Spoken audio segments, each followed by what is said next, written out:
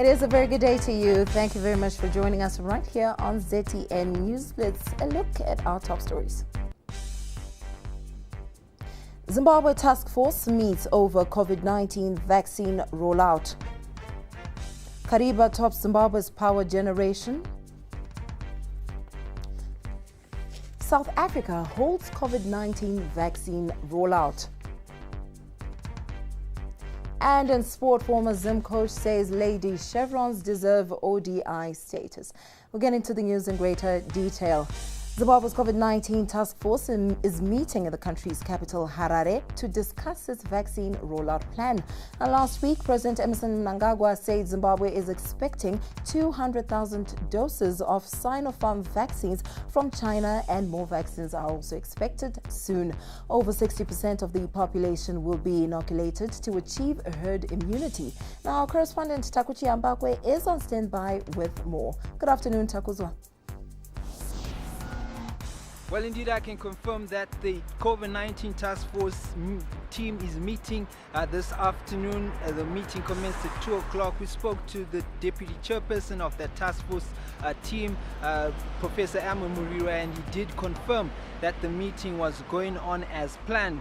He did not, however, give us the details or some of the highlights of the things that are going to be discussed, but this meeting comes after a week of a lot of debates that have been happening on social media after Finance Minister Mthuli Ncube had indicated that some members of the public were going to pay for the vaccination, but he later clarified that and he revealed that this is going to be given for free to all citizens in Zimbabwe. At this time, also across the border in South Africa, we've just heard that there has been a suspension of the use of the vaccine that they had acquired. So these are some of the issues that are probably going to be discussed in that meeting, to say what can the country do to ensure that the vaccine or the vaccines that it acquires from the different suppliers are going to produce the efficacy that is intended to be achieved by the authorities here in Zimbabwe, and help to ensure that the spread of the virus is impeded and slowed down in the country, and the curve starts to give the gradient that is required. So we'll be keeping you updated with all the developments that will be coming through from that meeting. Back to you guys in the studio.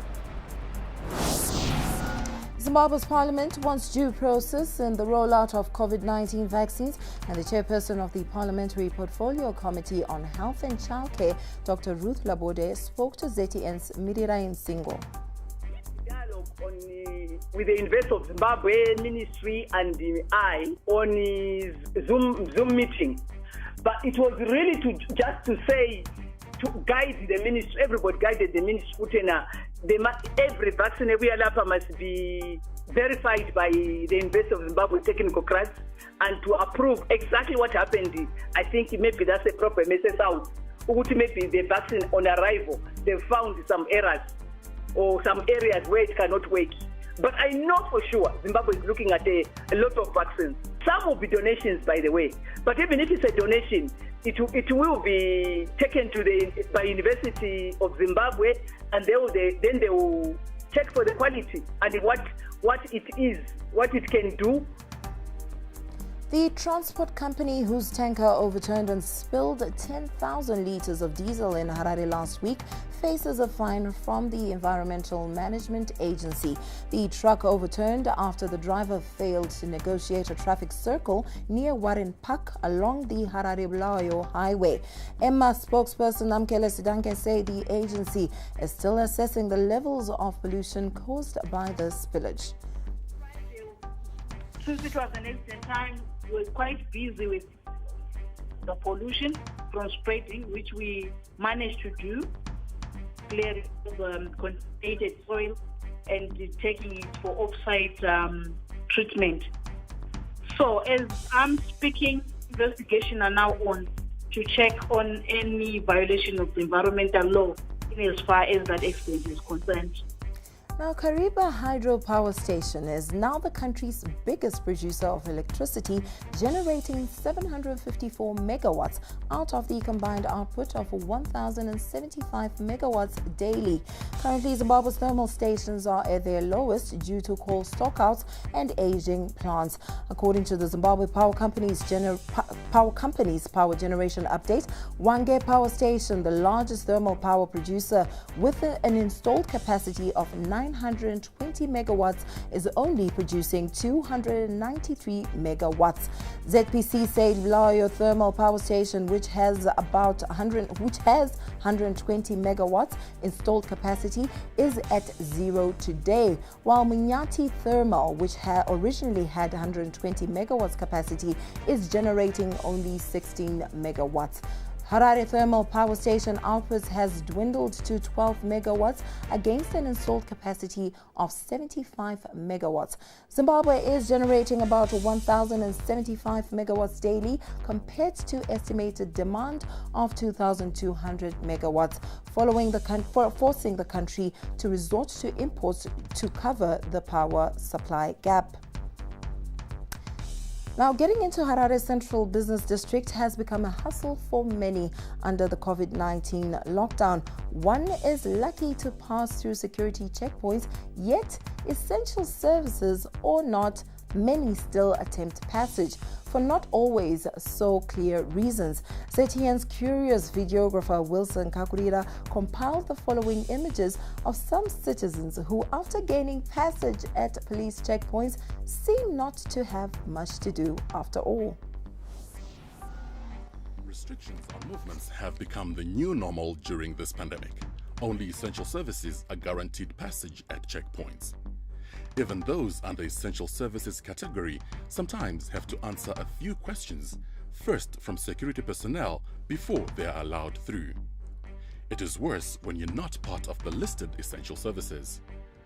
Gaining passage can be a nightmare. Yet there are some who, after enduring the rigor of the security checkpoints, end up resting in, of all places, the Africa Unity Square. Talk about trivial pursuit. Maybe one will be waiting for transport back home after finishing their essential business. You can never tell. But what is for certain is that the square has been turned into a chill spot for many in spite of this lockdown. It was yestertime for this lady after a long day of presumably essential business. A power nap is in order. Though it is difficult to ascertain what service would suffer impairment should she not enter the CBD. Well, he wouldn't be outdone on the napping game. Sleeping on the job? Maybe. That's an essential question that he alone can answer. The plush green jacaranda trees can be a picturesque background for nice selfies. This gentleman couldn't resist. Say cheese! Some old African friends are united in the Unity Square to chat and catch up. Perhaps sharing stories so that they may be preserved as oral tradition is in itself an essential service. How about setting up shop and making a few bucks? Not a bad idea after all. The numbers seem good for this vendor here.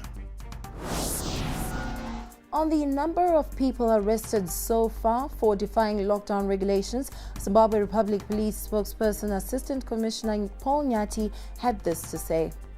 I'm collecting my sanity results, so this is a very important issue for me. Introducing the COVID funeral plan from Doves. This policy covers death from COVID-19 or COVID-19 related funerals. The Doves COVID funeral plan is effective immediately with no waiting period. For more information, please contact 0731 772 784, 0731 772 782, WhatsApp 0731 750 989, email callcenter@doves.co.zw. Visit our website www.doves.co.zw or visit the Doves Holdings Facebook page. Doves, for the ones you love. Moving on, a senior police officer from Zimbabwe's second largest city, Bulawayo, was arrested at the weekend for allegedly stealing his own vehicle. Chief Inspector Kosilati Nyati, who is the officer in charge at Nkulumane Police Station, allegedly took his vehicle from Ross Camp Police impound yard after it had been impounded for carrying passengers in violation of COVID-19 regulations. According to police sources in Bulawayo, the Chief Inspector Nyati allegedly drove off in his vehicle without being cleared by the officer in charge of operation. Now, a docket of an authorized release of an impounded vehicle was released, and National Police spokesperson was not available for comment. Head of South Africa's Ministerial Advisory Committee on Vaccines, Professor Paul Schob, says that they may consider suspending use of the AstraZeneca vaccine, and this comes after a Blitz University study found that vaccines appears to be less effective against the COVID-19 variant first discovered in South Africa. Schob says that they need to look at a combination of vaccines that may give a good response against the variant. To recalibrate our expectations of the current generation of COVID-19s because of the evolution of these mutants, which certainly are resistant to immunity conferred by past infection or immune responses induced by past infection, and there's also drop-off in terms of the effectiveness of immune response. Director General at the country's Department of Health, Dr. Anbay Pillay, says the AstraZeneca vaccine acquired from India is expiring in April. When you produce your first batch, you have a short expiry, and in this case it was 6 months, because you're not very sure how long the vaccine will potentially be stable. Meanwhile, South Africa's Health Minister Dr. Zweli Mkhize says a batch of Johnson & Johnson COVID-19 vaccine is expected to arrive in the country next week. Now, we will be aware that recently there's been we had been waiting, in fact, for this couple of weeks, we're waiting for results to come out in relation to the AstraZeneca trials, as well as the J&J trial. And then, of course, we had already started a program to actually roll out vaccination in the country. And all of this together, we have to now indicate how we're going to be tying it up as we move on. Now, Rwanda's national carrier Rwanda has temporarily suspended flights to South Africa, Zambia and Zimbabwe. The airline cited the new COVID-19 variants reported in southern African countries. All flights to and from the cities of Johannesburg, Cape Town, Lusaka and Harare have been suspended effective Monday. Now, the airline urged customers to request for refunds or reschedule travel to the destinations. At least 14 people are dead and 150 missing after a piece of Himalayan glacier fell into a river and triggered a huge flood in northern India. The flood waters burst open a dam and a deluge of water poured through a valley. Most of the missing are believed to be workers from 2 hydropower plants in the area. Hundreds of troops have been sent to the region to help with rescue efforts. Up next is sports news. Did you know that you can now get Dove's funeral cover from the comfort of your home? Simply visit our social media platforms, Facebook page, Doves Holdings. Visit our website, www.doves.co.zw. Email callcenter@doves.co.zw. So get your Dove's funeral cover from anywhere you are, with no hustles and no need to travel. Only with Doves. Doves, for the ones you love. We'll start off with local cricket, where former Zimbabwe senior women's cricket team coach Leonard Namburo is backing the Lady Chevrons to shine against Pakistan. The Zimbabwe women's team is set for its first series in 2 years, and Namburo, who is now coaching the Rwanda women's team, is confident of the team's quality. It's going to be a test as well, testing where Zimbabwe is in terms of competing in international. Because look, Pakistan is at number 7, I think, the number 7 ranked team in the world so far.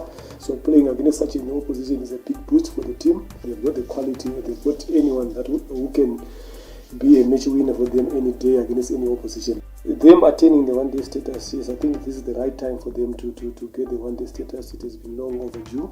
Look, these guys have worked hard for it. Zimbabwe and Pakistan begin their white ball series at Harare Sports Club tomorrow. It is the first ever meeting between the two teams, and they are using the series to prepare for the ICC Women's World Cup qualifier. Still with cricket, the Zimbabwe men's cricket team has stepped up the preparations for their Test and T20 international series against Afghanistan. The two teams are set to play 2 Tests and 3 T20 internationals in the UAE next month. We get more from our reporter Brighton Jawi, who was at Old Hararians earlier. Yes, so after a week of more physical conditioning, the Chevron squad have stepped up preparations with the game. It's a proper game, a 4-day game between the Northerns and the Southerns. They are the two teams that were selected from the pool of players that were called into camp.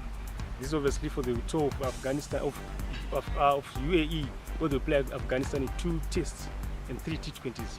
There have been some new names like Tanaka Chivanga, Kaitano, Takudzwanai. They've been called with Tapuan Foods as well. So these games are important for selection for the series. We will keep tabs on how they progress. On to some football. Zimbabwe Warriors international Marvelous Nakamba almost made a switch on transfer deadline in search of game time. A deal was not made, but now his frustration at Aston Villa may be over. His performance against Newcastle in a 2-0 win and then a 1-0 win over Arsenal appears to have changed Aston Villa manager Dean Smith's mind. The manager said benched players were not happy, and it seemed that was their motivation to improve. Now, 13-year-old Zimbabwean rower Daniela Kashula says she is sure she will achieve her goal of winning gold at the world's biggest sporting event, the Olympics. My colleague Mugovechi Gada spoke to Kashula. It is the perfect day here in Marondera, and with the windy conditions, rowers here get the perfect challenge during training. This is a place where some Zimbabwean rowers that have represented the country at the Olympics call home. But today, something much bigger has brought us here, an extraordinary rower, Daniela Kashula. It's not always that you come across a 13-year-old who weighs 90 kgs and at 1.95 in height. Having grown in Mashonal in the East, where there are some of the best schools in Zimbabwe in terms of sport, she chose rowing. 2019, I was in grade 7, and at the time I was in 13 tennis, and I wasn't really enjoying tennis, and I'm not very good at tennis. So my mom saw that I wasn't happy with it, so she asked if I could start rowing early. Daniela could take the world by storm in the next few years. For the past 4 years, she has been in South Africa, a defining moment for her path, road to the Olympics. The name Mike Thorncroft comes to mind when you talk rowing in Zimbabwe. She is now relocated to the UK, where she is a teacher. But here in Marondera, the dream of another female rowing star is not lost. I would like to go to the Olympics one day and get a gold. But what really keeps Daniela going? That you must just, if you feel like there's no place in the world for you, you must just find something you love and stick to it, and you can do well if you put your mind to it and try your best. Whichever way you look at it, this may be an athlete that the world is certainly not ready for, but one that could bring a lot of smiles to Zimbabweans, a golden girl in the making. For ZTN Sport, I'm Mugovechi Gada in Marondera. After failing to bring back football in the face of COVID-19, Zimbabwe PSL are launching yet another bid. The plan includes abandoning the bio-bubble proposal, going the vaccine route, and playing behind closed doors. And that's all we have for you on ZTN News List. Thank you for watching, and please do keep safe.